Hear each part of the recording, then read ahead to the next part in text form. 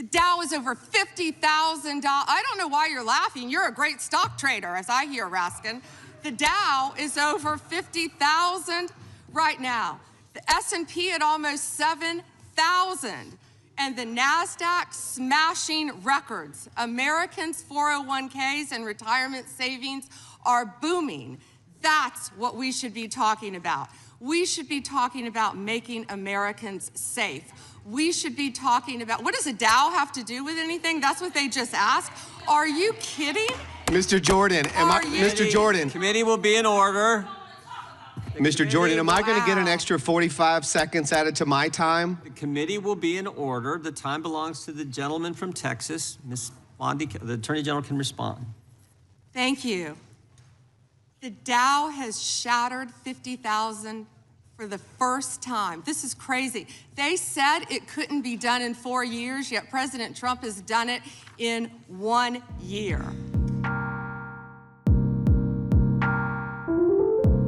Hey everyone, welcome to this week's Gaslit Nation bonus show. If you want to listen to the full episode, be sure to subscribe and support our independent journalism in these times of conformity, disinformation, and of course, fascism on our doorstep, busting through into our living room, trying to snatch our DoorDash delivery person who was just trying to put food on their table for their babies.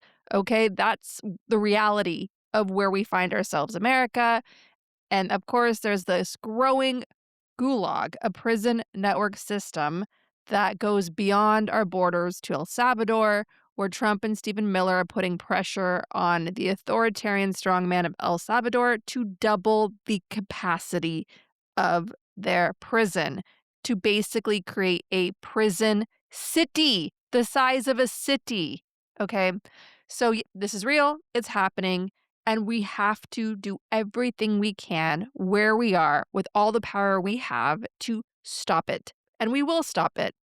Because Americans, as you heard in this week's episode, How to Catch a Fascist, Americans are rising up. Americans are being heroic.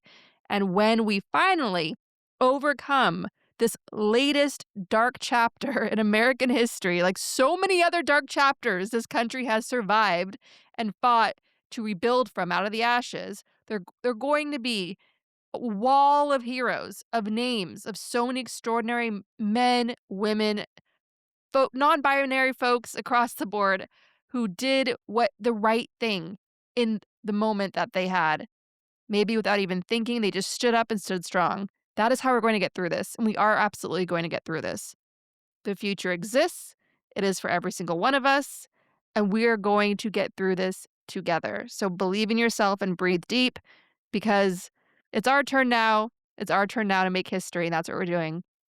I want to play a very long clip for you now, and it is of someone who I disagree with on 99% of all issues out there when it comes to human rights, breathable air, drinkable water, and democracy for Ukraine and standing up to Russian fascism. And that is a clip of Kentucky Representative Thomas Massie, who, of course, signed on with Democratic Rep. Ro Khanna of California to push through the Epstein Files Act, a bipartisan act in Congress that Trump was forced to sign because he knew that his personal defense attorney at the DOJ, Todd Blanche, the Deputy Attorney General, working with Pam Bondi, who's a longtime George W. Bush, inner circle, MAGA world, Barbie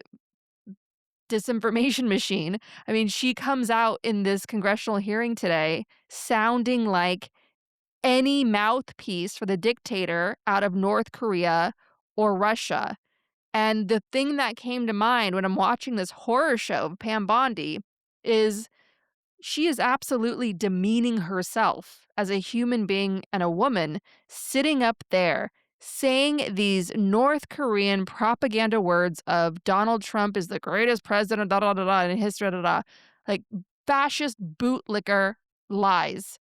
And she's praising Donald Trump, a convicted felon, a serial predator, before a row of Epstein survivors. And Donald Trump, who, according to members of Congress, is in the Epstein files, the full trove of Epstein files. At least 1 million times his name appears, because that's how close he was with Epstein for decades. We saw the birthday cards they gave, the Mar-a-Lago members giving birthday cards of Epstein, like selling women. Trump wrote a birthday card to Epstein on the body of what looked like a girl, like a 9, 10, 11, 12-year-old girl. So this is an elite pedophile network. It is the transnational crime syndicate, makes its money from human trafficking, from trafficking children, for creepy predators like Lex, like all the people that were in Epstein and Trump's inner circle. We're going to zero in on these folks in the months ahead. It's extraordinarily chilling that they're allowed to walk free among us, thinking that they can be shielded by their money and power, but that time is over now. And if you listen to this week's episode, How to Catch a Fascist, Antifa is real. It is out there. It is doing the Lord's work, and it shows the way. This interview this week, How to Catch a Fascist, Christopher Mathias's book, To Catch a Fascist, all of the instruments that Antifa uses to unmask the MAGA clan on school boards, in police forces, and so on, those same strategies can be used to hunt down these elite criminal pedophiles who are out there moving markets and so on. Their time is up and they know it. European investigations are moving forward across the EU. They cannot hide anymore. They cannot hide anymore.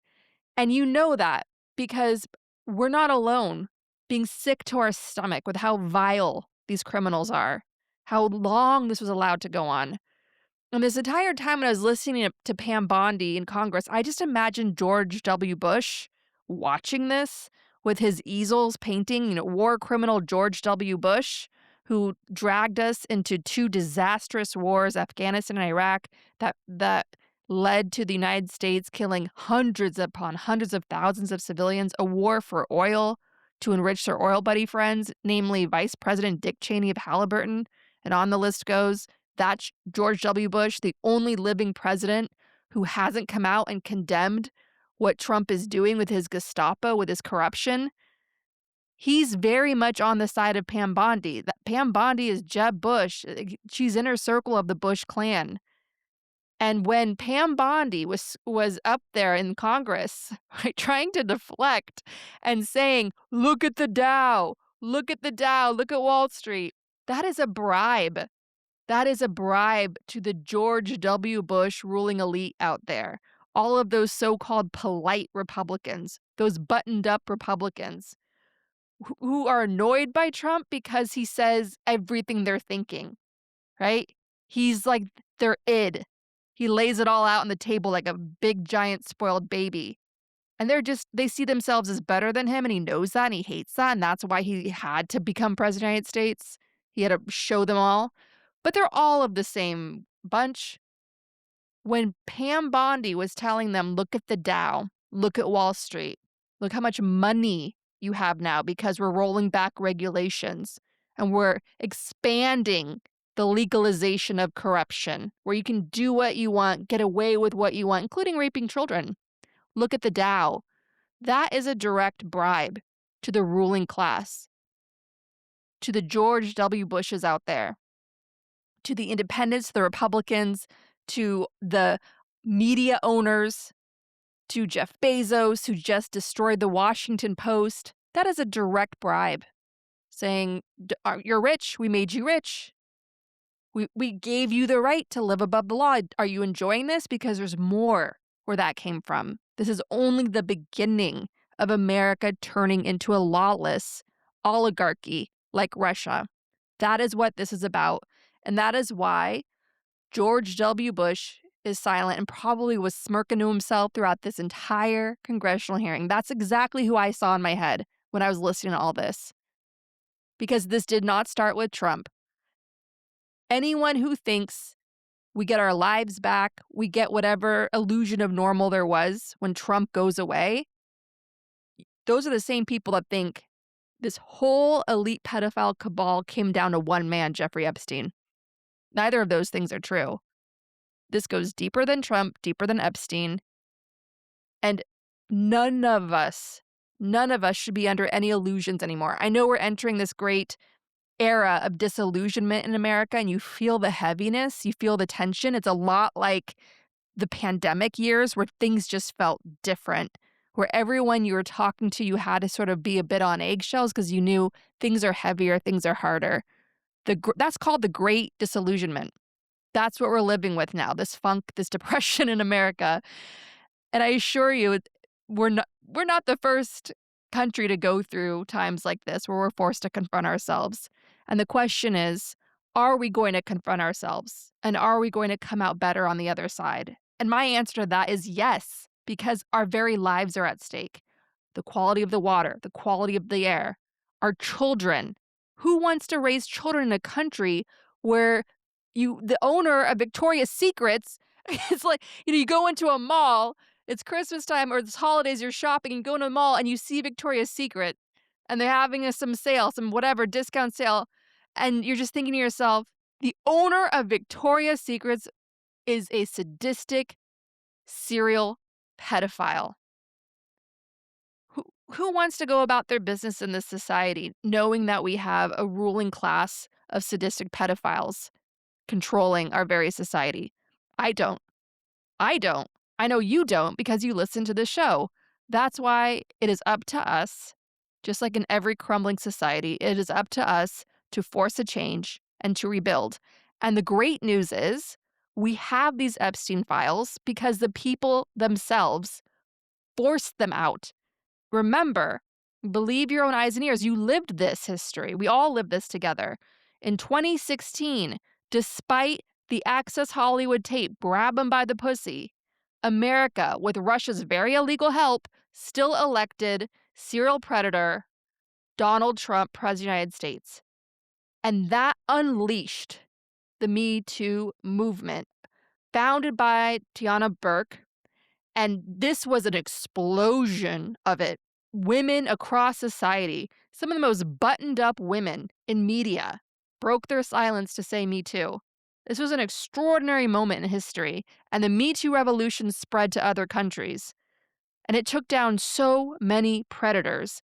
And in that revolution, you had more and more Epstein survivors coming forward, and a scrappy working girl by the name of Julie K. Brown at the Miami Herald led a bombshell investigation into Epstein and his victims. And within a year later, Savannah Guthrie of NBC News is putting the Epstein investigation, Epstein survivors, on national TV where most Americans get their news. That was the people and journalists pushing for that justice. Jeffrey Epstein gets arrested and then murdered in prison. His accomplice, fellow rapist, Ghislaine Maxwell, gets arrested, right? And I know Trump comes back into power, but then again, the people united and the people pushed for these files to be released, and we're not done, and they're going to be released. Things are changing in America because we, the people, are forcing them to change. So as dark as things are in this age of depression that we all find ourselves in, hold on to your inner light, hold on to your inner humanity, because I promise you, in all the years I've spent researching authoritarianism, in all the years I've spent holding the hand, clinging onto the hands of the heroes that came before us and staring into this dark abyss and trying to find a language for it, a way to fact check it out of existence, right? The George Orwell's out there. I promise you, what our heroes have always said, hold on to your humanity. Hold on to your humanity. That is the light that is going to shine this darkness away. And so I may not agree with Thomas Massie on most things. I proudly do not. But I'm going to play most of his clip today in Congress. There are a lot of amazing clips I could play. I will link to them in the show notes if you want to, and I'll link to this video, what you're about to hear in the show notes. I encourage you to listen to what happened today in Congress. It is extraordinary. And so here is Thomas Massie confronting Donald Trump's personal defense attorney, Pam Bondi, who is getting paid with our tax dollars. And when this clip is over, you're then going to hear a continuation of my discussion with Russian mafia expert Olga Lotman on the Epstein files and where we think this all needs to go and what it all means. And this is a conversation that is going to continue in future episodes, including how we the people demand and ensure justice. There's no more hiding. We are the light. We're bringing the light and we're shining out their darkness. And we're going to do that together. Now, again, if you want to hear this full episode, be sure to join our community of listeners at patreon.com/gaslit. That's patreon.com/gaslit. And to our community that keeps Gaslit Nation going, I will see you at our Gaslit Nation Salon this Monday at 4 p.m. Eastern. Thank you to everyone who supports the show. May I respond very briefly to her statement? Well, I think we can do that probably on one of our members' time. Okay, thank you. I don't want that to get away. Thank you. Yep. Thank you, Mr. Chairman. Behind me, I have 3 documents from the DOJ production that are emblematic of the massive failure of the DOJ to comply with the Epstein Files Transparency Act. To my right is an email that was sent by the victims' lawyers to the DOJ. It was a list of names not to redact, a list of names not to release. What did the DOJ do with this email? They released this email in the document production. Literally the worst thing you could do to the survivors, you did. And they're getting phone calls. A lot of these people didn't want to be known. And we know you touched the document because you redacted one name and you redacted the lawyer's name, but you left the survivor's name there. The next document I want to show you, that was in the title, the victims' survivors' names, all right? The title of this one is Child Sex Trafficking, Co-Conspirators. Fully redacted. And by the way, I'm going to unredact them here. Les Wexner is in this. Now, your your deputy attorney general said, oh, well, he appears hundreds of times in the files, but he doesn't appear in this file until I forced you to release it, where he's listed as a co-conspirator, not to tax evasion, but to child sex trafficking. Not to prostitution, not to money laundering, child sex trafficking. And then finally, what we have here is the third exhibit that I have is emblematic of the FD 302 release. These are the documents that we need that you're holding on to and over-redacting because they have the names of the men who are implicated. How do we know? Because the survivors gave testimony to the FBI, and it's in there. And what happens when you go to the portal at the DOJ to look at what's behind this redaction? Another redaction. So we can't even see them. And then there's some of these files you've pulled down from the website that we will never see because we can't search the redactions. So I have several questions for you. Who's responsible? Are you able to track who in your organization made this massive failure and released the victims' names? Are you able to track who it was that obscured Les Wexner's name as a co-conspirator in an FBI document? Do you have that kind of accountability? I believe Wexner's name was listed more than 4,000 times. Yeah, I already told you that. This is where he's listed as a co-conspirator. Can I finish my answer? Come on, let me finish my answer. We corrected that within 40 minutes. He was already, you're acting like everybody's trying to cover up Wexner's name. Reclaiming my time. I'm going to answer this question. Reclaiming my time. Mr. Chairman. This is how this works. Can I have my time back? Mr. Chairman. The gentlelady can give her answer. The time belongs to the gentleman from Kentucky. All right, I'm reclaiming my time. Can I give my answer? So I'm going to put the language of the bill up on the screen. Chairman, may I give my answer on that? It's a political joke, and I need to give my answer on that. We'll let the Attorney General respond, and then the gentleman can move to his next question. It's my time. Within 40 minutes, you asked me a question. Within 40 minutes, Wexner's name was added back. Within 40 minutes You of me catching you red-handed. There was one redaction out Where of he's over listed as a 4,700, co-conspirator. and we invited what? you Show in. the video. This Show guy the- has Trump derangement syndrome. He needs to. You're a failed politician. Gentlemen, You need to time get is on up. to to watch these the video. matters. Mr. Chairman, please restore his time and remind the witness of the rules himself, here. there is Time. no credible information. None. If there were, I would bring the case yesterday that he trafficked to other individuals. Is that your position as well? My position is any victim who comes forward, of course, we would love to hear from them.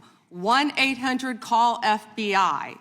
Did you ask Merrick Garland that the last 4 years? Did you talk about Epstein? I am at reclaiming all my the time. last I'm 4 glad you're years? asking about Merrick Garland. You don't get to reclaim because this time when is you don't- bigger than when you can't- Watergate. when I don't answer a question the way This you goes want. over 4 administrations. You don't have to go back to Biden. Let's go back to Obama. Let's go back to George Bush. This cover-up spans decades, and you are responsible for this portion of it. And that's now, where the I want to most know at transparent- what point did the FBI and the DOJ decide that Lex Wessner was not a co-conspirator? Because our Epstein Files Transparency Act requires you, please put it Time is back on the up. screen, please, to release the internal decision about whether to prosecute him or not, and it's not in the files, and it's not in the files for any of these other men. Time of the gentleman has Which, expired. may she answer? How many victims were murdered for the pleasure of these sadistic,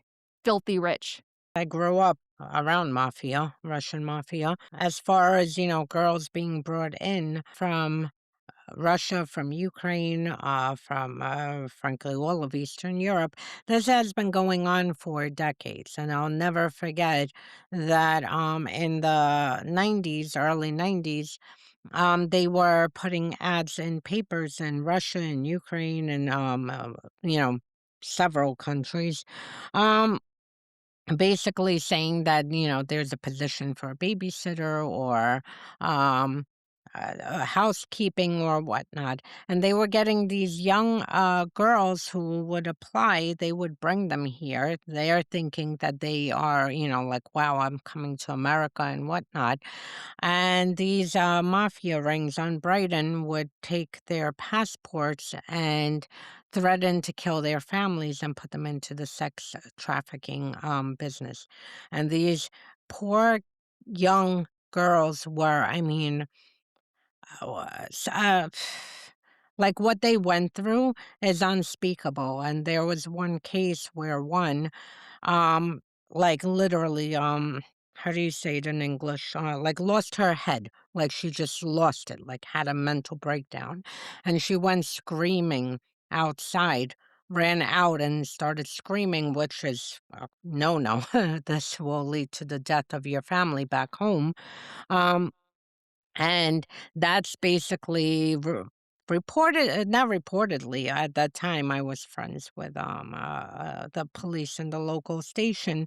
I was in college at the time, and apparently, that sparked more of an investigation, which ended up with the FBI basically moving into Brighton Beach, and it got to a point that like every corner you had a blacked out van, and they started taking out and found a lot of these rings and massage parlors and everything. But what they were doing there, it was so dark and so horrific and so like, and I can't imagine here you're sitting, whether it be in Russia or Ukraine or Moldova or, Slovakia, and you're like, oh my God, all excited. I got a job coming to America, only to find out that you're being put into this where you are being beaten and abused, and God knows how many men that you're being forced to sleep with every single day. It was heartbreaking. So, this has been going on for a long time. And if this is the Russian mafia doing this for, somewhat, nah, these weren't like the elites. This were regular people. They had clients who would pay for these, scared young girls. Imagine what the elites were doing. And besides the fact that, my God, over a decade ago, I said that when I looked into Epstein, specifically to look for Russia connections.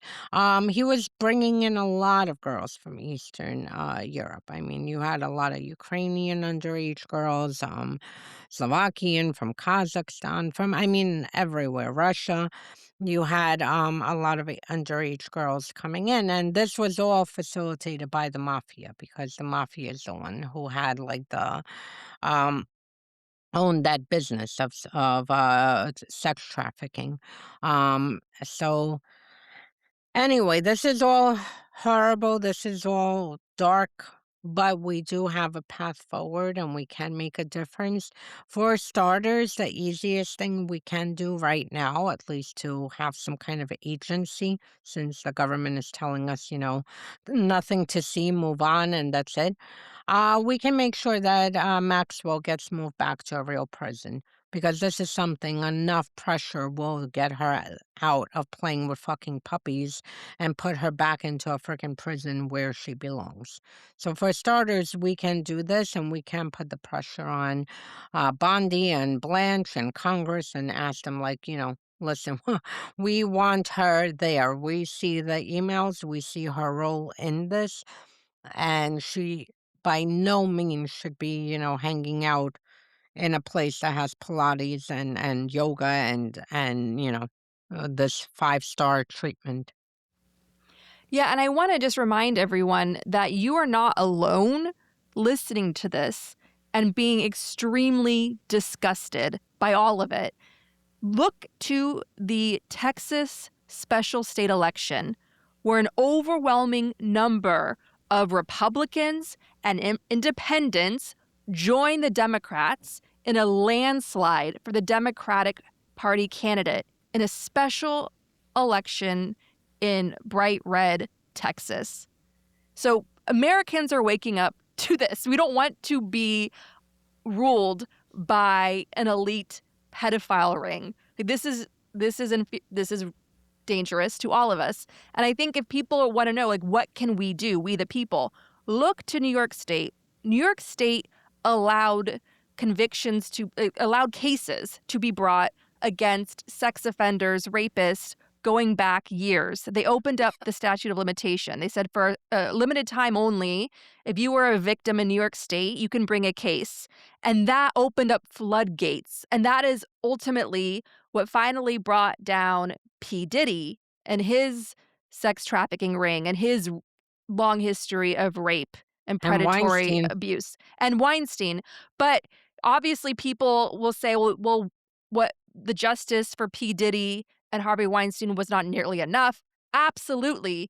But it's better than what the alternative was, which is what Epstein benefited from for decades, right? So at least it's something, at least it's a start.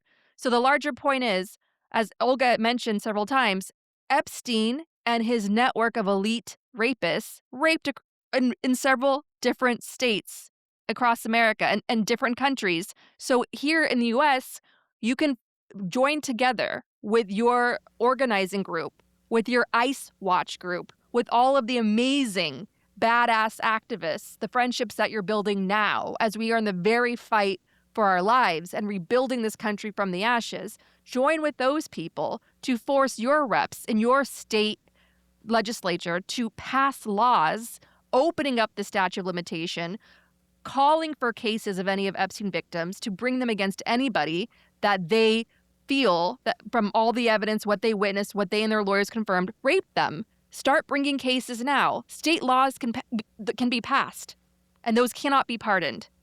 So that's what we need to focus on. That's a concrete action we can all take. And the other important movement we need to build is we can't allow the Me Too movement to have just been a blip in time.